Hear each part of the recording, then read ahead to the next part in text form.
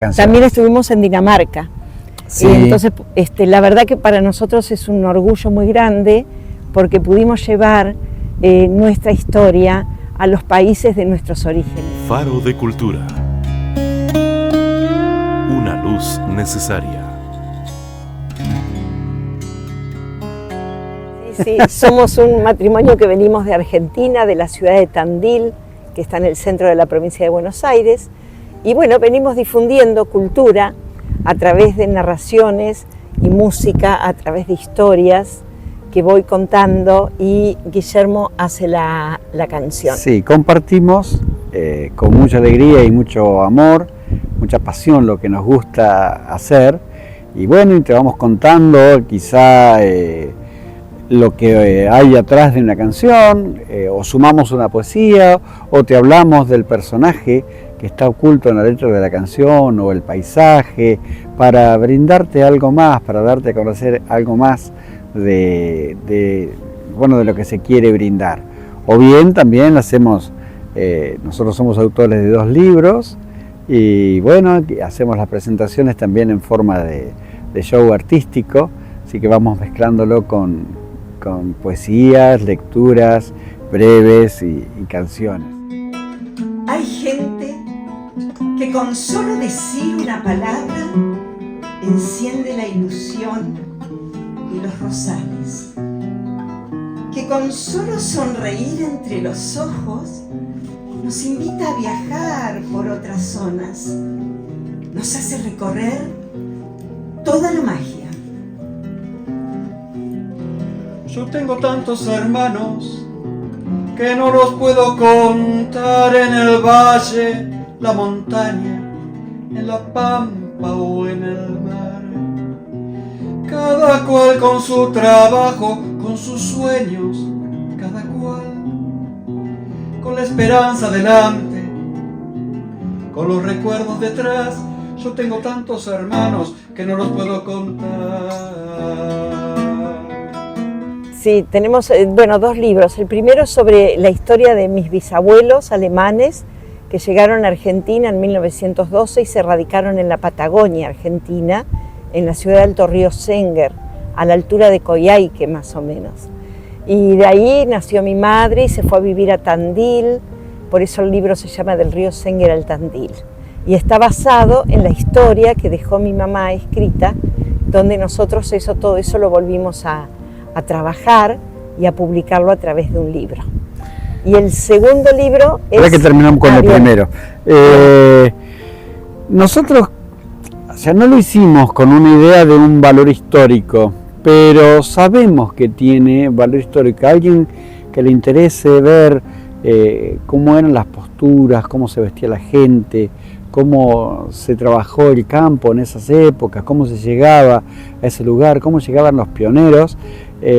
También tiene fotografías inéditas tomadas por los abuelos de Susana, a los paisanos de la zona, muchos de ellos de origen tehuelche y mapuche.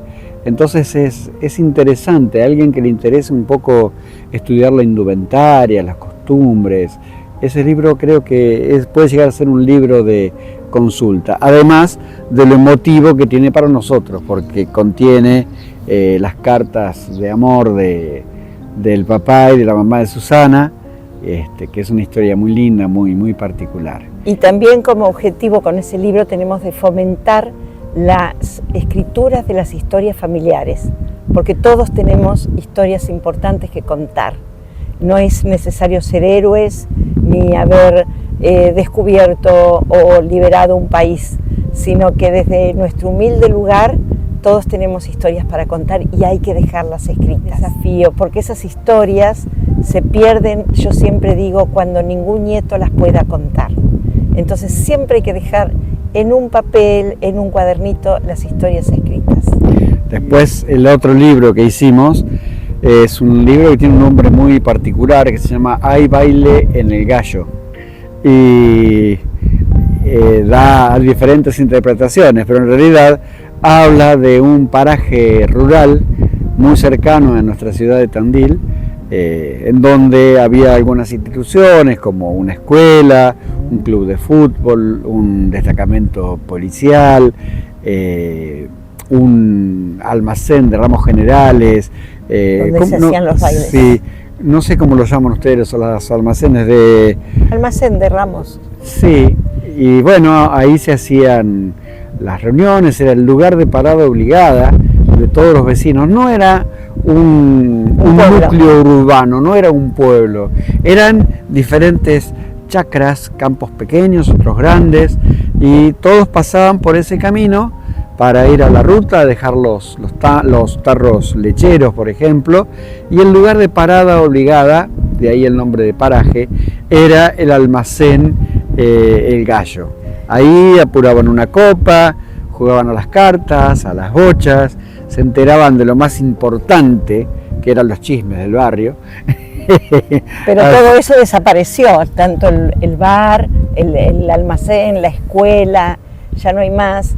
Y quedaron unas pocas familias viviendo en ese paraje. Entonces nosotros con el libro recuperamos la historia de esas instituciones y también de 60 familias que vivían y viven en el paraje. Entonces fue un libro que tuvo un impacto social muy importante, porque a partir de ese libro la gente se volvió a juntar, después de 50 años prácticamente. Y hoy hay una plaza hecha con un monumento que rescatamos de esas entrevistas. Sí, la dueña de la estancia El Gallo, de apellido Broly, ellos tenían en el frontis de la casa, en la parte alta de la casa, tenían un gallo de mampostería. Bueno, la casa se perdió, la tiraron, pero el gallo lo conservaron. Estaba ahí un poco desplumado, le faltaba el pico, le faltaban las patas, pero había intención de conservarlo. Entonces el alcalde, el señor intendente de nuestra ciudad, se prendió, nos apoyó con la idea, lo hizo restaurar por una escultora, Mariana de Vaz. Doy los nombres porque no sabemos qué vuelta tiene este video, entonces es importante que se sepa quiénes fueron. El intendente es el doctor Miguel Ángel Lungui, la escultora Mariana de Vaz, y bueno, se recuperó. Tandil es una ciudad de picapedreros, entonces se pidió que hicieran una piedra, grabaran el nombre del gallo, y sobre ese pedestal se puso esa escultura. Y bueno, no hay escultura si no hay una plaza a su alrededor. Y bueno, se hizo esa plaza, después los vecinos fueron aportando cosas, se hizo un bosquecito en honor a las familias. Y hoy lo mantienen ellos. Hoy lo mantienen los mismos vecinos. Se juntan a cortar el pasto y a tomar mate y a conversar y a recordar. Y recordar tiempos, divertirse. Es importante destacar que este libro no lo hicimos solos, sino lo hicimos con 3 profesoras de historia, María de los Ángeles Pagola, Patricia Gabaza y Susana Sufredini, que son quienes le dieron el soporte histórico al libro. Nosotros hicimos la parte social, diríamos, ¿no? El rescate de las familias. Hay que entender una cosa, Susana nació en ese paraje. Claro. Entonces, si alguien tenía que hacer las entrevistas, era ella, porque conocía a quien las familias. Conocía, ¿no? Bueno, por supuesto que estuvimos, acá en Chile ya es como la 4ª vez que venimos a distintos encuentros. Hemos estado en Perú también presentando el libro, los 2 libros los hemos presentado ahí, en República del Salvador, en Bolivia, México. En República del Salvador, invitados por la Universidad de Santa Ana. En México también estuvimos haciendo presentaciones, y después estuvimos, bueno, en Colombia también, en el encuentro en Medellín. Bolivia. En Bolivia estuvimos en la Feria Internacional de Bogotá del libro, y después en Europa estuvimos en Barcelona, estuvimos en Italia, que hacemos la presentación en italiano, en Alemania, que está traducido en alemán en una parte, y en Dinamarca. Claro, porque nosotros ya explicamos hace un rato que las presentaciones las hacemos en tipo show o espectáculo. Realmente no sé qué nombre ponerle, pero canciones con historias. Claro, junto con lo que nosotros hacemos hay un video, hay una pantalla gigante atrás, y ahí estaba todo el subtitulado en alemán. nosotros no sabemos hablar alemán, entonces iba todo con los subtítulos. En cambio en Italia sí, lo hicimos en italiano, un poco leído, pero es un poco más accesible para nosotros. Claro. Lo que iban traducidos, porque son canciones de folclore argentino, eran las canciones, bueno, las letras de las canciones. También estuvimos en Dinamarca. Sí. Y entonces, la verdad que para nosotros es un orgullo muy grande porque pudimos llevar nuestra historia a los países de nuestros orígenes, de España, de Italia por parte de Guillermo y de Alemania y de Dinamarca por mi parte, ¿no?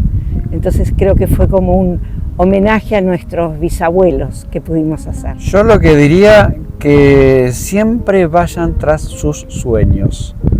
No abandonen sus sueños, que los disfruten, que proyecten grande, no importa, y que disfruten en el momento del proyecto. Después se verá si se cumple el proyecto gigante o después la realidad indica que tiene que ser, que hay que desplumarlo un poco, hay que hacerlo más pequeño, pero para que se pueda cumplir. Vayan tras sus sueños y compartan esa necesidad de cumplir un sueño. La gente te va a ayudar, la gente se suma. Hay mucha gente que no puede cumplir su sueño y cuando vos le decís, tengo un sueño, ¿me ayudás? Hay gente que se quiere subir a ese sueño. Así que vayan tras esos sueños y disfruten todo lo que hacen. Yo lo que les diría a los jóvenes es que hay que soltar y uno nunca sabe a dónde puede llegar. Si nosotros soltamos, tenemos la posibilidad de que alguien nos escuche y que, bueno, quizás la primera vez no tiene una repercusión, pero después sí. Y les puedo decir que cuando lanzamos nuestros libros, nunca pensábamos, por ejemplo, que íbamos a estar acá en Chile compartiendo con esta hermosa audiencia nuestra experiencia, ¿no? Pensábamos que no iba a salir de nuestra casa y sin embargo, de a poco fuimos trascendiendo, ¿no? Que eso es lo importante, y compartir. A ver, no siempre es necesario tener el gran público. Claro que nos gusta que haya mucha gente, pero también es lindo cuando el grupo es reducido, cuando algo es íntimo, en donde hay un ida y vuelta con el otro. Eso es muy, muy, muy lindo. Si te gustó este video, dale like. Suscríbete a nuestro canal. Activa la campanita para recibir notificaciones de nuestros videos.